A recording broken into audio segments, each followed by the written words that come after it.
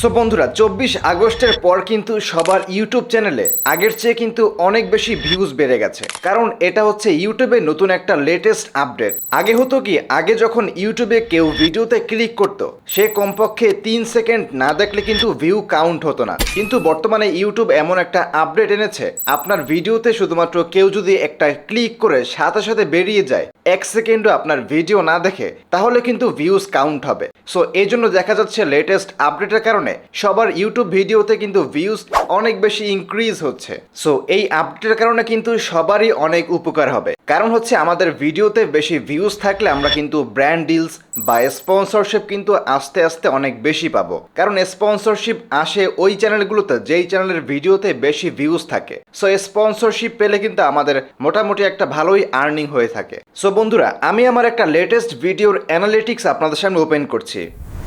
So বন্ধুরা, প্রমাণ দেখানোর জন্য আমি আমার একটা লেটেস্ট ভিডিওর অ্যানালিটিক্স ওপেন করছি। একদম উপরের দিকে আপনারা যদি খেয়াল করেন তাহলে ইউটিউব কিন্তু এখানে একটা নোটিফিকেশন শো করছে। নোটিফিকেশনটা হচ্ছে we updated how viewers are counted, so recent count may be higher, keep this mind when analyzing your performance.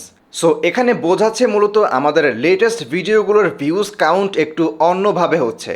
কেউ মাত্র একটা ক্লিক করে সাথে সাথে ভিডিও থেকে চলে গেলেও ভিউজ কিন্তু এখানে কাউন্ট হচ্ছে। সো এই আপডেটের কারণে আমাদের যে যে সুবিধাগুলো হবে সেগুলো হচ্ছে, আমরা আমাদের ইউটিউব চ্যানেলে অনেক বেশি স্পন্সরশিপ পাবো।